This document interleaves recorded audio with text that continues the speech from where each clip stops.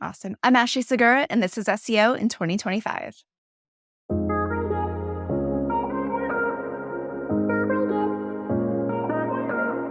Ashley, what's your number one SEO tip for 2025?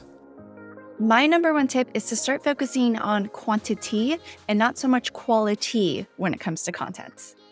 Okay, that seems to be the opposite of the way that most people are preaching it at the moment. Yes, exactly. And that's my point, and that's why I'm preaching it now. Even myself, years ago, have been preaching, and for many years have been preaching, focus on quality, don't focus on quantity. But now we're starting to see that so many brands are halting with how much content they're producing, the type of content they're producing, because so many resources and basically just from a resource standpoint is being put into developing one or two pieces of this strong, trying to be pillar pieces of content. Well, there's no guarantee that your content's going to work. There's no guarantee it's going to generate traffic or leads or whatever your primary conversion metric and goal is. And so instead of just putting all of your resources into one content basket, focusing on producing several different types of pieces of content.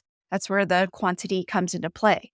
Then analyzing the data, getting as much data as you can as, all right, what topic worked, what content type worked, what distribution metrics worked.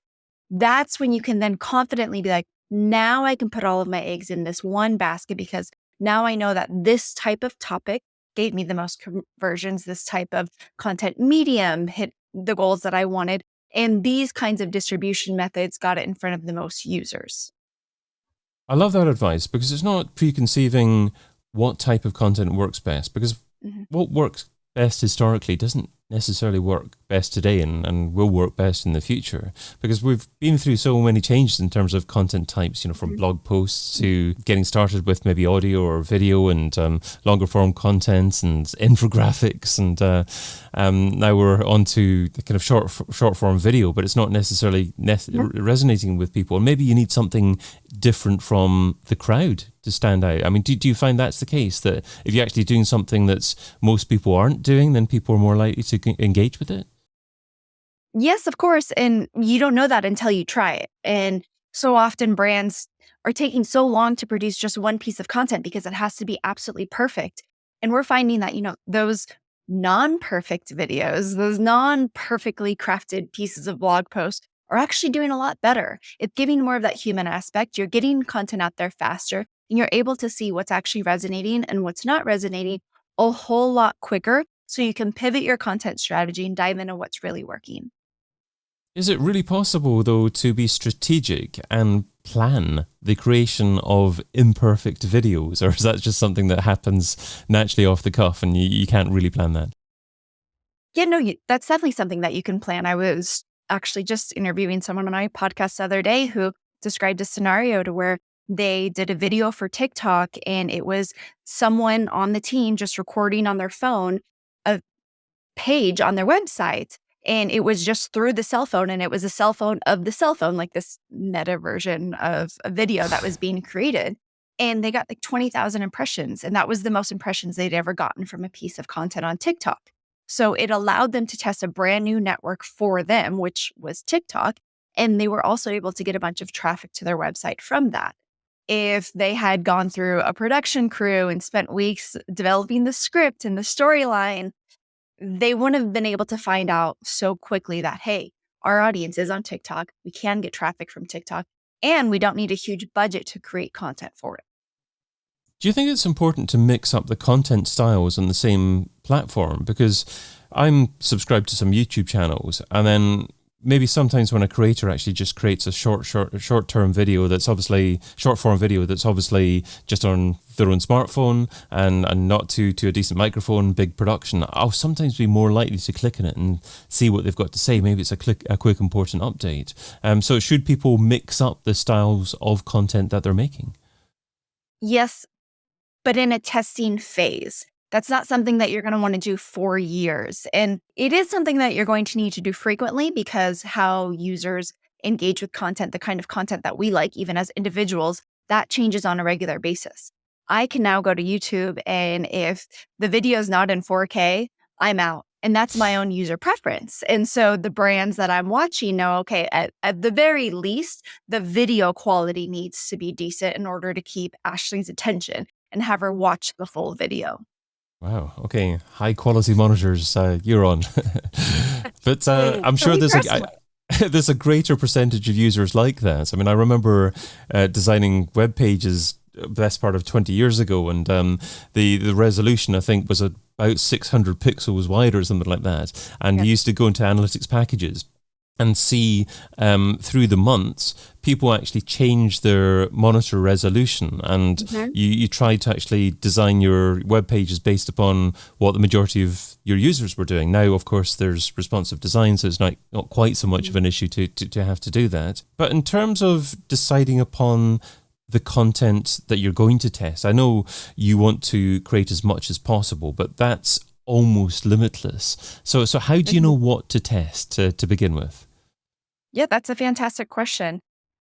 If you're completely starting new with, say, a new network and you're trying to figure out, is this going to be a viable source for us? Should we put resources into, let's take the TikTok example, creating a couple of videos and then publishing them, optimizing them, making sure that you're checking all of the right boxes, giving it a little bit of time, and then collecting the data on that is what an initial strategy would look like. Now, if you're trying to figure out, okay, so from a blog post perspective, sure, we need to be creating content on our site regularly. We need it to be authoritative. It needs to be about our specific niche. We need to be experts. Insert all the helpful content jargon here.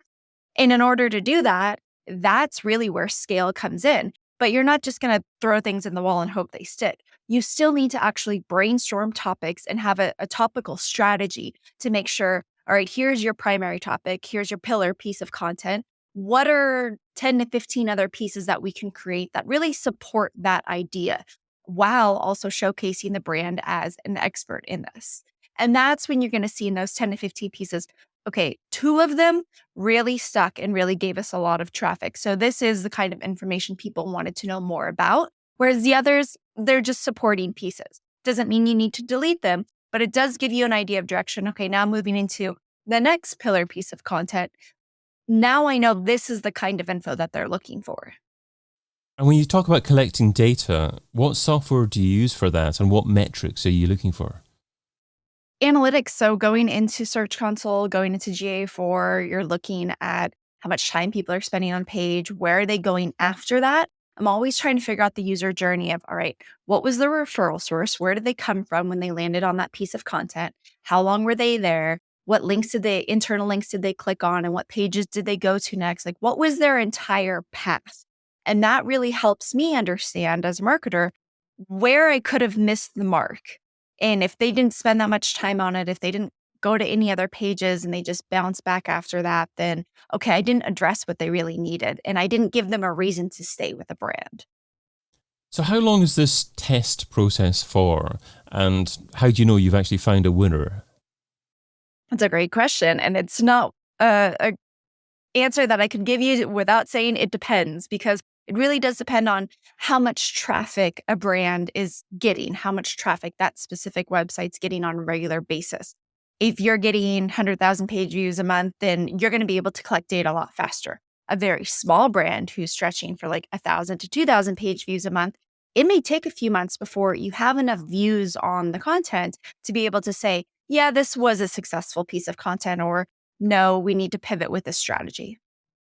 And how do you know which metrics to track? Because obviously different pieces of content could fit into different stages of the user journey. So you'll be looking at different metrics for different things. Do you have a favored metric for each stage? That's a great question. And it really depends on what the client goal is. So most goals are always going to lead to some kind of conversion path. Revenue is what pays the bills and keeps the lights on for any business. And so that's usually the ultimate. But there will be a lot of campaigns that help with the bofu, mofu, tofu stage of a buyer journey. And so those are usually the metrics where traffic is the most important metric. How much traffic did this piece of content get? Then what happened after that? That's usually the harder metric to be able to collect data on, because it depends on how the content's organized. Is there a conversion opportunity within that piece of content? Are you able, like, do you have tracking metrics inside your internal links to be able to identify that, yes, they went from this piece of content and then they signed up for a consultation call. And then from that consultation call, They 2 months later eventually bought. That path is going to be a lot harder to track. And that's where you need a really robust tracking system and analytics setup in the back end to be able to identify that. But for most, being able to identify what pieces of content is getting traffic to the site and traffic that's staying on the site is a great metric to begin with. So what does the end of the test process look like? I mean, ideally, are you looking to say, okay, that type of content is the one that performed best? We're going to stop producing all the other types of content and just focus on that one. That's a great question because it depends on what your ultimate goals are and what your conversions, and as well as like, what are you testing for?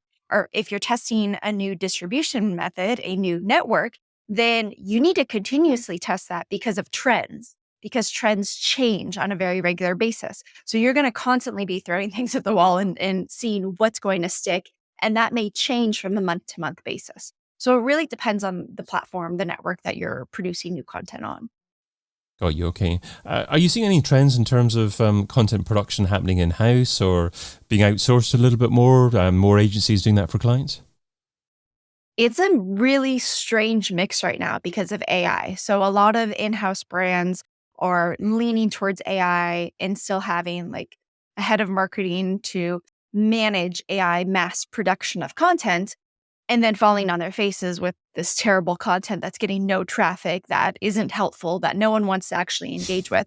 And then they're going back to, okay, we need to rework this strategy and figure out, do we need to hire a content marketer within, or do we need to go to an external agency? So it's a very strange environment that I think is going to be like this for a little while the whole sparkle of AI is still with us. It took us about 11 minutes, but we got into the AI word or acronym, certainly.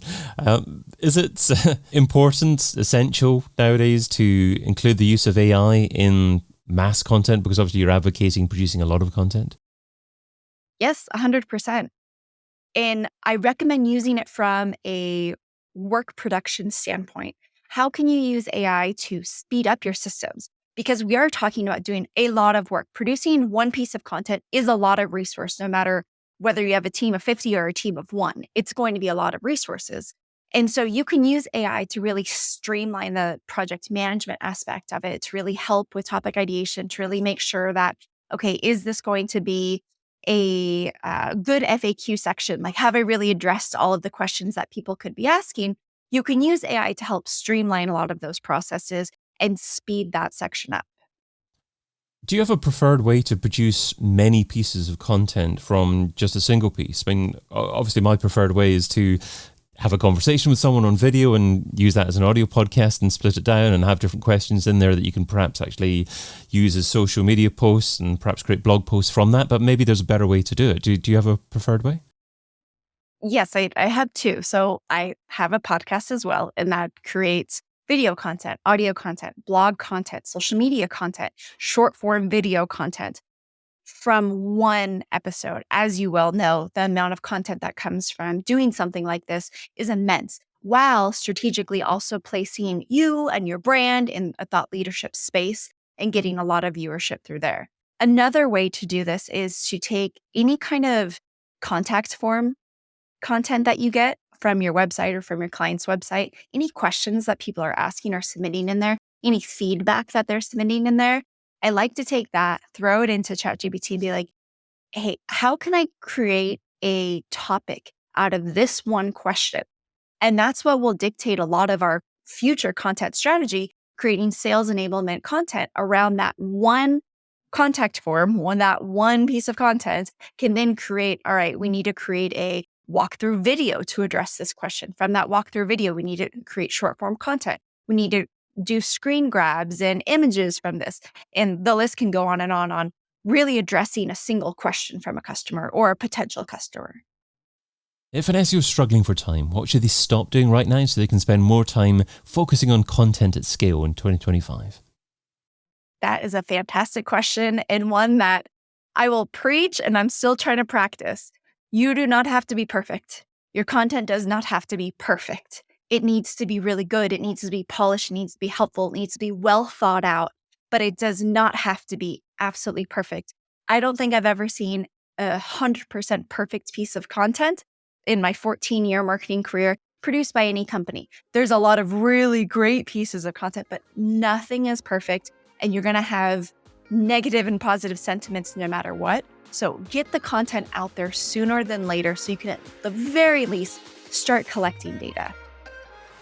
Ashley Segura is Head of Marketing at Content Yum, and you can find her over at contentyum.com. Ashley, thanks so much for being part of SEO in 2025. Thank you. I've been your host, David Bain. Get your copy of SEO in 2025, the book, over at seoin2025.com.